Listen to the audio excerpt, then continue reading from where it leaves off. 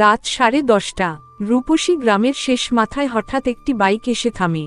Helmet খুলতেই দেখা যায় একজন অচেনা যুবক, চোখে তীব্র আত্মবিশ্বাস।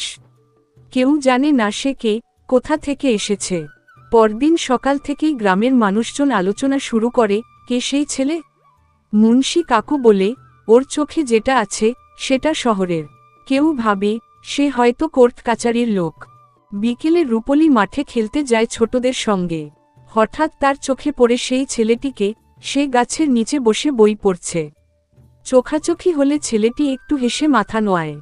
রূপলী সাহস করে বলে, আপনি কি নতুন এসেছেন এখানে? ছেলেটির নাম জানায় আদিত্য। বলে, একটু শান্তি খুঁজতে এসেছি। সেই দিন থেকেই আলাপ শুরু। আদিত্য মাঝে মাঝে রাতে কোথায় যেন যায়, আবার ভোরবেলা ফিরে আসে। অনেকে দেখতে পেয়েছে, কিন্তু কিছুই বোঝে না। রূপলীর মনেও সন্দেহ জাগে। একদিন রূপলী দেখে আদিত্য একটি বৃদ্ধার ঘরে টাকা দিয়ে যাচ্ছে চুপচাপ। বৃদ্ধা দোয়া করছে তাকে।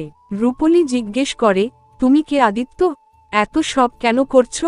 আদিত্য জানায়, সে একসময় বড় এক ব্যবসায়ীর ছেলে ছিল, কিন্তু তার বাবার অনৈতিক কাজের জন্য সে সব ছেড়ে পালিয়ে এসেছে।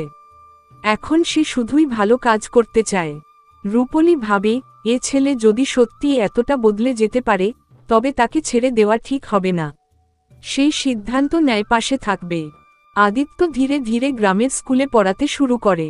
গ্রামের ছেলেমেয়েরা তাকে ভালোবাসতে শুরু করে। পুরনো সন্দেহ ভেসে যায়। 1 বছরের মাথায় আদিত্য এবং রূপলীর বিয়ে হয়। কিন্তু বিয়েতে তেমন সাজসজ্জা নয়, গ্রামের স্কুল মাঠে ছোট অনুষ্ঠান।